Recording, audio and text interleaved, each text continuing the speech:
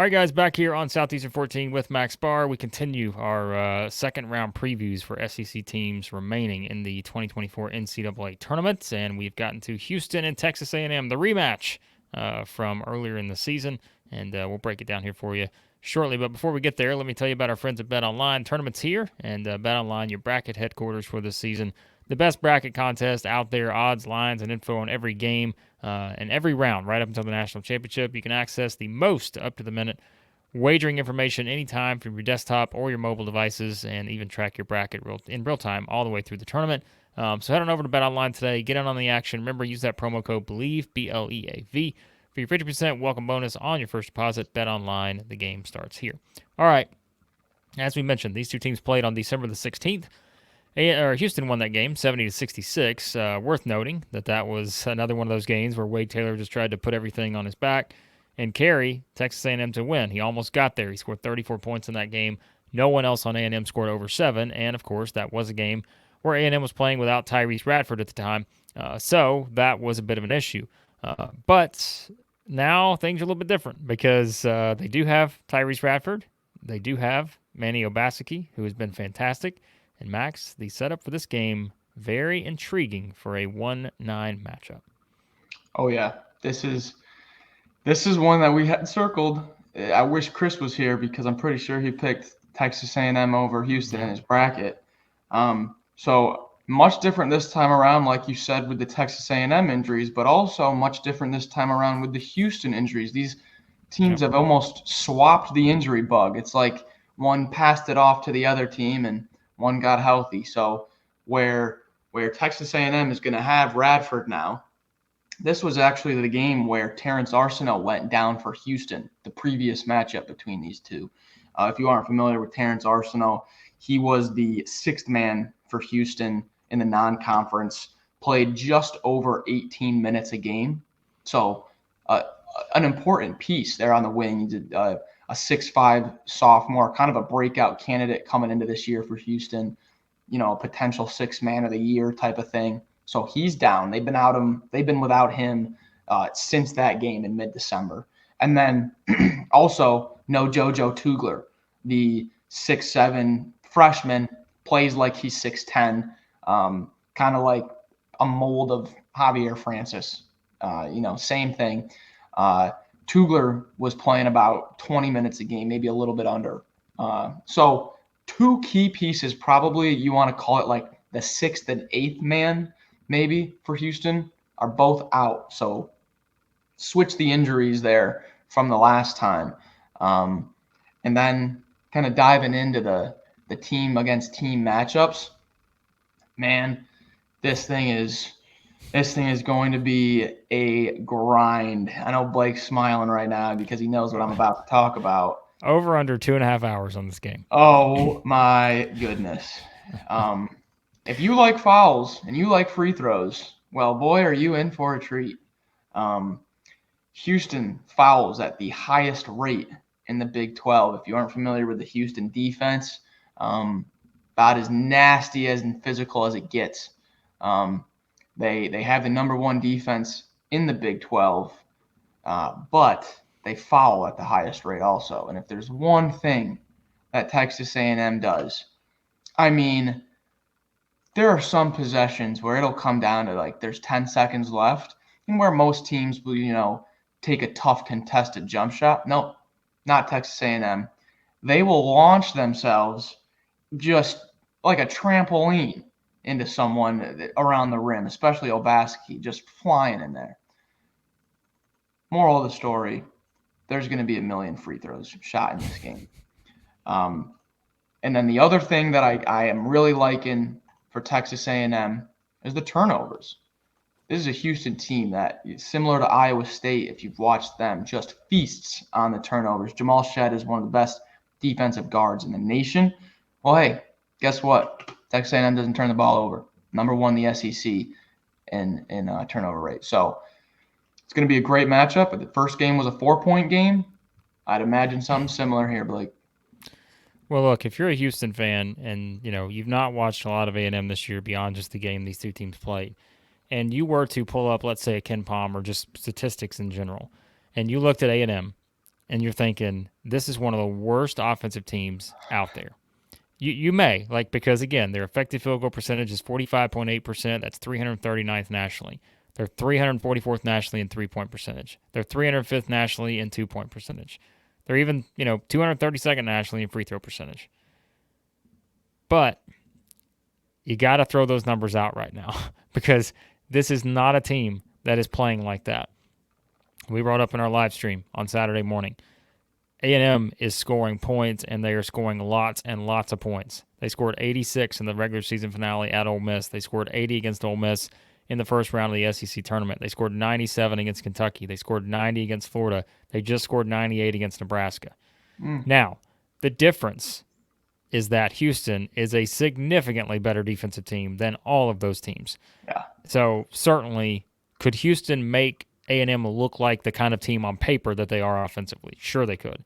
They could bring back some of those just atrocious offensive performances for Texas A&M. Because I guess, too, if you want to find, who would you say, Max, in the SEC are the most similar defensive teams to Houston if you had to pick two SEC teams? Tennessee. Mississippi State. Say Mississippi State? Okay. I think Auburn probably is in that mix too, right? Yeah. So the point was going to be, A&M scored 51 points at Tennessee. They scored 55 points at Auburn. And of course they beat Tennessee too at home. But again, I think we mentioned kind of what that game was versus how different it was from the other games. Not taking anything away from them in that, but that is something where these are games away from home. You play just a tremendous defensive team. We always say defense travels, right? I don't necessarily think Houston's going to take it to that level because I think A&M's playing too well offensively right now. That they're going to score more than 51 points. That's my guess here. But still, that's where I think you've got to respect the way A&M's playing now versus looking back at some of the stuff they did back then, because it does look like a different team. And something else we brought up, A&M has been in a must-win spot since March the 2nd when they played at Georgia. They had to win out basically to make their way into this tournament. They wind up getting in, I don't want to say safely, but they get to a 9 seed. And so it's Wade Taylor, it's Tyrese Radford, it's Manny Obaseki, it's the guard play. And what we always say, right, it's like the guard play wins in March. And A&M has gone beyond just Taylor and Radford. Now it's Obaseki, and that's going to be important heading into a game like this where you've got a team that can just completely stifle you defensively. Having these different options now is key here because I know they almost beat them with basically just Wade Taylor the first time around. But now that you've got two other guys that are clicking here, like we said, against the Houston team that's not as deep as it was before, this setup, again, I think if you just look at this on paper, there may be some things where you can look at numbers and say, man, Houston should win this game going away. But that's not how it works in this tournament when you get to this point.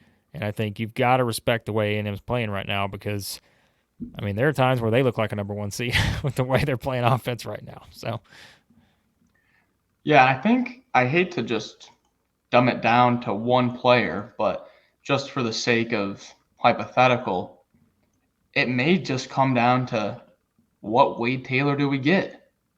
Yeah. Do we get the 30 points, 6 of 12 from 3, 32 points, 6 of 14 from 3 Wade Taylor? Or do we get the game at Tennessee where it was 0 for 2 from 2, 3 of 10 from 3, 11 points? You never get going.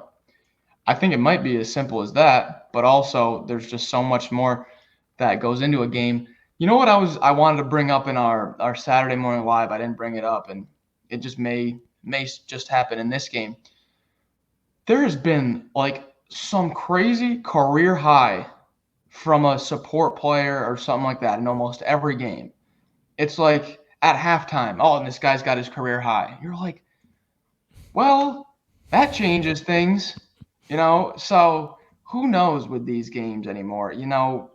Obaseki could have a career high at halftime, or Emmanuel Sharp for Houston could have a career high, and we're like, okay, well, we just did a 15-minute preview, and this guy just blew it up with his first half career high. I will say this.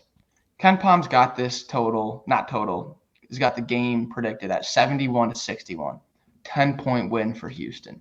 If I'm catching 10 points on a neutral core, lose or go home, and I got Wade Taylor, man, 10 points is a lot. Man, 10 points is a lot, Blake. It's a lot of points, and that's why I think you have to be careful about this game because, look, I mean, I picked Houston to win the whole thing in my bracket. But as we know, my bracket has been obliterated into space very quickly, as you know, most of ours have. But I think this is one where you've got to be careful with A&M here because you can't just look at the full body of work and feel like, okay, I'm going to judge a team based on what they did when they were having a 5-game losing streak and all this. They have proven that as good as anybody, and I'll go to the Torvik thing because I love to bring this up. Mm-hmm. They have been the 6th best team in the country since March the 1st, and Houston's been the 2nd best team in the country. So like you've got two teams in a 1-9 matchup where one of these teams is playing like a number 2 seed, basically, right? And the other team just happens to be playing the 2nd best basketball behind the defending national champion, UConn. And so I told you, and I know Chris brought this up previously, it's like, can you really trust Houston with the injury issues? I still trust Houston completely because we were laughing about how there were people out there saying that Longwood was going to give Houston all they can handle and Houston had injuries and all this. Well, Houston came out and beat them by 40. And so they did exactly what a number 1 seed should do. And so I don't think we can go too far in the opposite direction on either one of these teams. I think we have to take them for what they are right now and what we've seen recently. Yes, we know Houston has issues in terms of depth. Like they don't have the depth we thought they would at this point. But their top 6, 7, whatever are still number 1 seed good. Like they're still that good. But man, A&M looks like a preseason SEC favorite that a lot of people thought they could be right now. And when you put the two together again in a 1-9 matchup, there is a lot more than meets the eye here, and that's why I think this could be a tremendous game. Our jokes aside about how long it could be and why it could be ugly with free throws aplenty on both sides. But yeah, like this is a much harder game to pick than, and I know coming into the tournament, you guys were also I was probably by myself on this one where I was like, I just think I'm going to go Houston. It's a lot more challenging to make this pick now because I just think it's the way A&M's playing. They are playing like a team that we all thought they could be, and they've turned it on over the past 3 weeks. Yeah, and I think one of the main – so how for Texas A&M it kind of relies on, okay, well, what Wade Taylor do you get? For Houston, with that depth kind of being in question now, their 5-man is Javier Francis. He's one of the best shot blockers in the country, ranks 18th nationally in block rate, very good rim protector. Do not look at the 6'7", 6'8" on the roster. He plays like he's 7 foot. Well, they played 7 games in March. Francis has fouled out in 3 of them. So when Francis gets in foul trouble, now that bumps Jawan Roberts into the 5 spot. And then they have to play either 6'5" Damian Dunn, 6'3" Emmanuel Sharp at the 4. Oh, man, is that going to be a problem against the nation's best offensive rebounding team? So I think that this is going to be as good as a 1-8 matchup as you can possibly imagine. I think this is going to be great. If I'm catching 10 on the spread, I am sprinting to the counter. Take my money. Give me those points. All right. So are you doing it? Are you picking the upset straight up? So I shouldn't. But listen, we've got 3 teams left. And you best believe I'm picking the boys. Give me the Aggies. Give me the Aggies. If you're a Houston fan watching this, that pick was 110% bias. So just know that. Yeah. We have plenty of good things to say about Houston. I these guys can tell you how many times I say on a weekly basis that I think Kelvin Sampson's the best coach in the country. Oh, yeah. I picked Houston to win it all in my bracket. And then, of course, I did proceed to change my bracket name to Blake Hates Its Bracket. But it wasn't because of Houston necessarily. I just hated the rest of it. But I do think there is something to making too much about maybe, this team with the injuries. But like I mentioned, I still think they are really, really good, even if they don't have the full depth we thought they could have. And it does worry me what you said about you've got an A&M team that is in total attack mode versus a team that will foul, and that's where the depth could come in here, where if A&M gets this game the way they want it to, and they're shooting 40 free throws here, they're going to 100% win this game. If they shoot more than 25 free throws, I think they've got a great chance to win this game. And the way A&M's been playing, they're shooting it so well right now. I always like to bring up the law of averages, right? It's like, at some point, can A&M really keep this going from three to where they have now made 11 or more three-pointers? Remember, as the number 340-something team in the country in three-point shooting, they've made 11 or more three-pointers in 3 of their last 5 games, which they just had 13 and 23 against Nebraska. But I guess since I don't have much left to go on, I am going to stick with the bracket here, and I'm going to pick Houston because the one thing I said earlier is what would maybe concern me a little bit. A&M has not seen a defensive team like this since February the 28th, where they back-to-back games, they played Tennessee, they played South Carolina. Tennessee is the more closer comparison, right, to a defensive team like Houston, even though we know South Carolina was a great defensive team, even if the numbers sometimes don't tell the full story with them. It was just the physicality they played with. So I'm gonna stick with Houston here, but I did say a minute ago, this is where you've got to really look at the way A&M is playing now, because if they're playing like the 6th best team in the country and you're telling me this is a 10-point spread, something's not adding up, because you've got 2 teams that are playing as well as anybody in the country. And so this is one that, look, if I was Houston, I would definitely be nervous, and I'm sure Kelvin Sampson, my pick for the best coach in America, has gotten his guys' attention when it comes to the way this A&M team is playing right now. So I think this should be a tremendous game. Hopefully, like we said, it's not a game where the whistle blows on every single possession.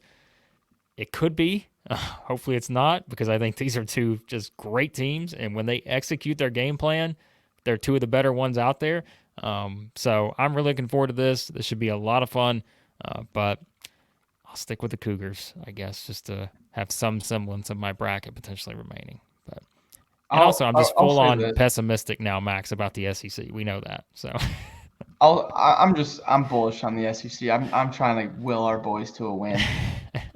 I'll say this. Coming from a Houston perspective, if this was even a betting perspective, if this was Nebraska, I don't even have to blink. I don't even have to put an ounce of thought into it. But this is a good matchup. Like we said with Florida and Colorado. Like, hey, what that team does really well, this team is gonna have their number there. Yeah. Same thing here. I'm very excited for this matchup. These teams, the things that Texas A&M can do on the offensive boards and get to the free throw line, but then also the things that Houston can do with forcing you into tough shots and low probability shots. I think this is going to be a fantastic game. Yeah.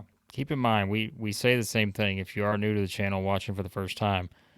This tournament is all about the matchups, and this is why we were terrified for Kentucky against Oakland. We were pumping up. The matchup was not good.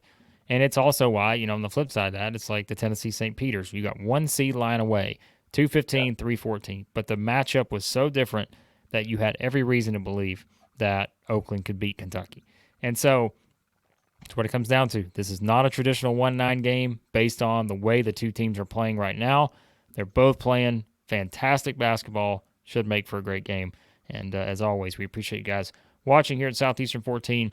Be sure to hit that subscribe button. We'll be covering the tournament the rest of the way with SEC teams. And, of course, we have a lot of off-season stuff as well. Houston, if you want to join the SEC anytime soon, we'll welcome you right in. I'd love to have Kelvin Sampson here in the SEC. So bring it to me, but I don't think that's going to happen.